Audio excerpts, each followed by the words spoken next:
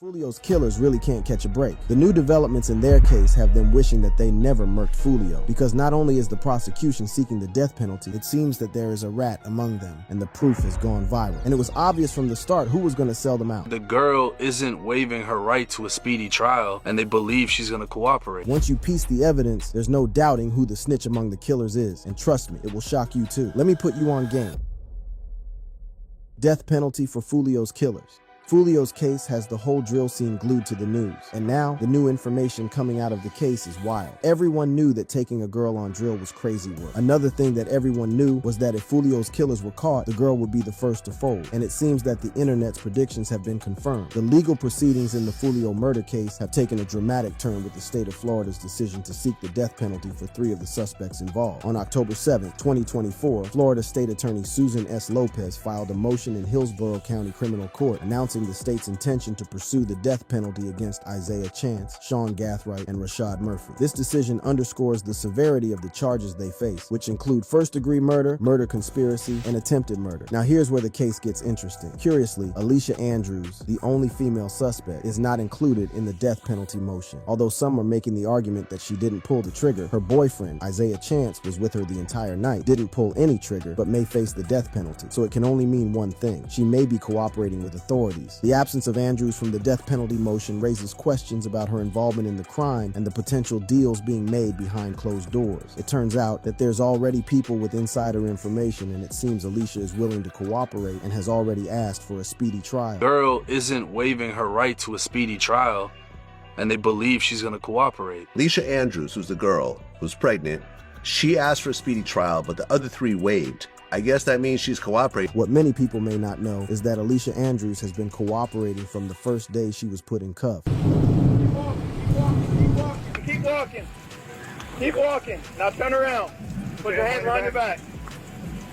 When this footage of her arrest surfaced, comment section went wild, predicting that she was about to snitch on everyone. That girl walked down so calmly and comfortable. It won't surprise me when she starts singing in the interrogation room, one comment read. You know she's gonna sing high notes higher than Mariah Carey. She's gonna give up the other 2. Bet your bottom dollar on it, read another comment. And it seems they were right, because once Alicia Andrews was inside the interrogation room, Alicia Keys had nothing on her. Things went south in the interrogation room after she made the first rookie mistake. She answered the cops' questions. According to police documents, Alicia Andrews was shown surveillance footage during the interrogation, and she made the fatal mistake of identifying herself in all the footage she was seen in. With this information, the prosecution can now prove that she was in Tampa during the murder and was at similar locations as the murder victim. But Alicia Andrews didn't just snitch on herself. She roped her boyfriend into her mess. She also gave cops information about her boyfriend. According to police documents, she identified Isaiah Chance as the male driving the suspect vehicle, the Silver Cruise, which was tracking the victim's movements. Alicia Andrews had just handed her boyfriend a life sentence by revealing that he was also hours away from home in a city where the murder victim also was, and admitted that he was driving one of the vehicles that were stalking the deceased rapper. But if you think that the snitching couldn't get any worse, Alicia told the cops that her boyfriend was using her phone to communicate with the other killers in the second vehicle. She done admitted to the cops that her boyfriend was planning the murder using her phone. And with her boyfriend being charged with first-degree murder, Alicia's testimony during interrogation means he is cooked. The surveillance footage showed Gata Zay wearing a black hoodie with a distinctive red logo, making it easier for investigators to identify him later. The call detail records confirmed that Andrews' phone constantly communicated with Gathwright's phone, establishing a clear link between the 2 vehicles and their coordinated efforts. The silver Chevy Cruze and the black Chevy Impala that Foolio's killers used went to Truth 18 nightclub, where Foolio was scheduled to make another appearance. Isaiah Chance and Andrews were caught on surveillance video pulling into the club's back parking lot. Chance was seen using Andrews' phone outside the vehicle, further solidifying their connection to the unfolding plot. However, police records revealed that Alicia denied any knowledge of the murder, but she's not a very good liar, as cops revealed that they caught her multiple times during the interrogation. One of the times she was caught lying was when she told cops that she and her boyfriend were at Teaser's Gentleman's Club and Truth 18 nightclub because they were thinking of going to party inside. She even told cops that the couple went to the club to ask how much it was to get in. However, cops used surveillance footage at the front of both clubs to prove that the 2 didn't walk up to the club entrances but stayed at the the parking lot. But this isn't the worst information Alicia Andrews gave cops. She even went ahead and placed her and her boyfriend at the exact location of the crime scene. After tracking Julio Foolio to multiple locations, the suspects followed him and his entourage to the home's 2 suites. The silver Chevy Cruze, driven by Isaiah Chance and Alicia Andrews, made 2 passes by the victim's parked vehicles before leaving the scene, signaling the black Chevy Impala, driven by Sean Gathright and carrying Rashad Murphy and Davion Murphy, to move in for the kill. Alicia Andrews admitted that she and her boyfriend were at the crime scene when the murder happened. However, she told cops that the couple was at the crime scene, but were only lost and were using the parking lot to turn around, which simply sounds ridiculous. She told cops that they didn't know Foolio was at the exact location. Her latest appearance in court has everyone already worried. From nervously biting her nails and fidgeting, it's clear that Alicia Andrews is scared. Clearly, she wasn't cut out for this life and might actually cooperate. And it also seems his boyfriend is ready for her to snitch if it means she gets a lighter sentence. His court appearances show that he just doesn't care anymore. During one of the court sessions, he was seen bobbing his head to youngin' Ace's Who I Smoke during a court hearing, which is the most popular diss track directed at Foolio. During a court hearing this month,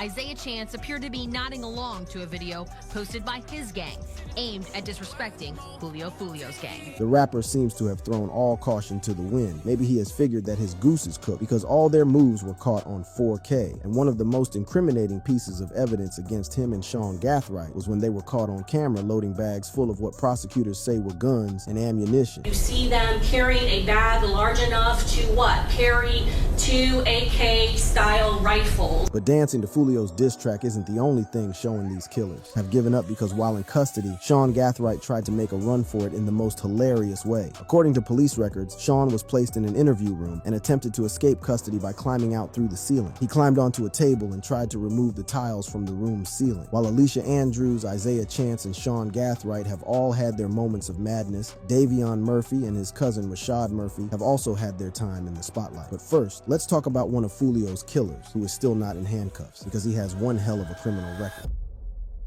Foolio's killer on the run. On the night of Foolio's murder, surveillance cameras captured a scene that would shock the community. Davion Murphy, a documented member of the 1200 gang, was seen wearing an orange ski mask and firing a rifle at Foolio's car from a distance. In the aftermath of the murder, law enforcement launched an intensive investigation to bring those responsible to justice. 4 suspects were quickly apprehended, but Davion Murphy managed to evade capture, becoming a fugitive on the run. His ability to remain at large for months has raised questions about his whereabouts and the extent of his network. While Davion is believed to still be in the Jacksonville area, according to reports, there's a chance he has fled the area and even changed his appearance to avoid detection. The investigation has been a complex and challenging endeavor for authorities. With Davion's extensive criminal history, including charges of automobile theft, aggravated assault, and possession of a firearm by a convicted felon, he is no stranger to the justice system. His past encounters with law enforcement have only added to the urgency of the manhunt as authorities work tirelessly to track him down. Davion is clearly not about to turn himself in and go back to jail because his lengthy rap sheet that dates back almost 10 years. According to police documents, Murphy was charged with automobile theft in 2015. The following year, he was charged with aggravated assault with a deadly weapon and spent 7 months behind bars. In 2017, he was arrested after leading police on a high-speed chase. He spent 4 months behind bars in that incident. In 2019, he was again arrested, this time for possession of a firearm by a convicted felon, but was released after 6 months. And apart from being caught on camera during Foolio's murder, Davion was captured by an Airbnb ring camera at the house the killers had rented for the weekend. Davion Murphy was captured on camera carrying a bag to the parking lot. Although he did not initially exit through the front door, he returned through it, passing the ring camera. The Airbnb owner later confirmed that there was a back door with no camera, which Davion likely used to avoid detection. Isaiah Chance and Sean Gathright were also seen passing the ring camera multiple times, their movements secretly recorded. While at the house, Isaiah Chance took to Instagram to celebrate with an ominous message saying, "Now everybody can move on with life and focus, get a job, go back to school, and be a full-time parent, 100% full-time college student. The war over with, entertainment dead." Davion's cousin, Rashad Murphy, also used his phone while at the Airbnb. Police records also show that Rashad Murphy used Gathwright's phone to send 2 separate disturbing text messages celebrating Foolio's death. The first one read, "I'm coming home, my thirst is quenched. Pop a bottle of Don Julio today, Murphy." While the second message read, "I'm coming home, my thirst is quenched. I love you, Murphy." It turns out that for Rashad and Davion Murphy, their involvement in Foolio's murder was personal. Someone from Foolio's crew shot and killed Rashad's little brother. This was none other than Kenny Caps. Spaz, who was shot and killed in August 2018, was Rashad's little brother and Davion's cousin, whose memory was often disrespected by Foolio in songs. Tensions began to rise in the stands during a game at the William Marion Raines Senior High School football stadium in Jacksonville, Florida in August 2018. Several fights broke out among the spectators, causing a commotion that drew the attention of school police officers. Among those involved in the altercations was 19-year-old Joe Rod Adams, alias Spaz, who, like his brother and cousin, claimed $1,200. Spaz was removed from the stadium by school cops due to his involvement in the fights. As the game ended around 10 p.m., the crowd began to disperse. Among them was Spaz, accompanied by a 17-year-old boy and a 16-year-old girl. As they walked along a sidewalk from the stadium, someone started letting off shots as people scrambled for cover. In the chaos, Spaz was shot and killed. The 17-year-old boy and the 16-year-old girl with him were also hit and were quickly taken to a local hospital for their injuries. Just days after the shooting, the Jacksonville Sheriff's Office made a breakthrough. They arrested a 16-year-old suspect on charges of murder and attempted murder. The 16-year-old suspect was identified as Robert Howard, alias Kenny Caps. Kenny was initially arrested for second-degree murder in the death of Spaz and 2 counts of attempted murder for the injuries inflicted on the other victims. The case against Kenny, a member of KTA or 6 Block, started falling apart. As the case moved forward, prosecution faced significant challenges. Despite the presence of approximately 200 people in the vicinity of the shooting, finding cooperative witnesses proved difficult. Many were reluctant to come forward, and some who initially provided statements later recanted their testimonies. One key witness, who had initially identified Kenny as the shooter, later recanted her eyewitness testimony and was arrested for perjury. Another victim, who had been wounded in the shooting, also recanted his statement and refused to cooperate with the authorities. With the evidence weakened by recanted testimonies and uncooperative witnesses, the charges against Kenny were downgraded. The state attorney's office amended the charges against him to manslaughter and aggravated battery. Faced with the new charges, Kenny pleaded guilty. He was sentenced to 5 years, with credit for 3.5 years already served in jail. In addition to the prison sentence, he received 10 years of probation. And Foolio couldn't let the Murphys' dead relative rest in peace because he decided to do something wild and disrespectful. The rapper Foolio took his disrespect to a whole new level. It's alleged that he was the one who went to Spaz's grave and pissed on it. And now, Spaz's brother Rashad is behind bars for his involvement in Foolio's death, and his arrest was the most dramatic. A day after the first 3 suspects were arrested, SWAT units were deployed to the Collins Preserve apartments. Reports showed that Rashad Murphy had barricaded himself inside the house with a gun to his head on FaceTime with his girl and was refusing to surrender. After a tense standoff, Rashad Murphy surrendered just after midnight, ending the dramatic operation. Keep crawling!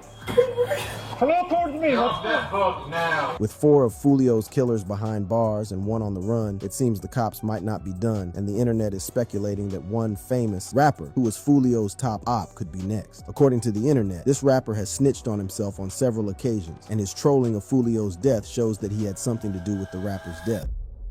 Youngin Ace's role in Foolio's death. Youngin Ace has long been known in Jacksonville. We are consistently monitoring those groups.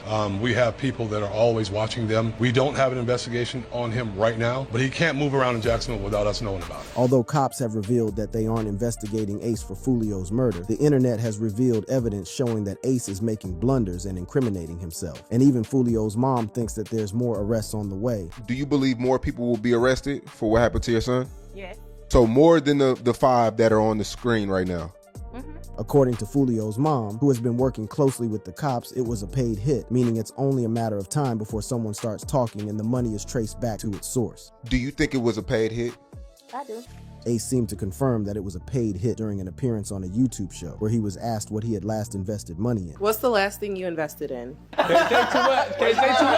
that's not even the craziest thing, because it seems Ace knew that Foolio was going to be murked hours before the hit took place. The rapper took to social media where he posted a now deleted tweet that seemed to confirm that he knew what was about to go down in Tampa. That boy going the same day he came in, post read. How did he know that Foolio was going to get killed celebrating his birthday? Was it a coincidence? But that wasn't the only coincidence. Turns out that the killers were trying to get someone in Foolio's camp to drop his location. After 4 guys were arrested for Foolio's murder, police reports showed that the killers used a female to get one of Foolio's friends to drop his location. What's funny is that after Foolio's murder, Ace went on DJ Academics' platform where he talked about women backdooring gang members. Tell my dogs, stay away from all them hoes, or they'll drop your low. The niggas you don't but don't think nobody set you up. I know for a fact somebody set you up. What's crazy is that Foolio's mom, who's being kept on the loop by cops in her first interview, hinted at the same thing. Women being used to set people up. Thinking these girls, your friends and all that type of stuff, they try to set you up. But talking about girls and gang members being betrayed by women wasn't the only thing that Ace revealed during the interview with Academics. He was straight up trolling Foolio. At one point, he even revealed that he and Foolio used to be in each other's DMs. I mean, we done DM each other before. What would y'all DM each other? Just be like, hey, bro, you good? Oh, yeah, to check up on each other. The trolling didn't end there. At one point, Ace tried to joke that Foolio was still alive because he used voodoo. I don't think he did. What you mean you don't think he did? He still commented and posted. I don't know if he dead or not. He commented and posted something to you, but I think it's somebody running his account. It could be him. No, they do voodoo and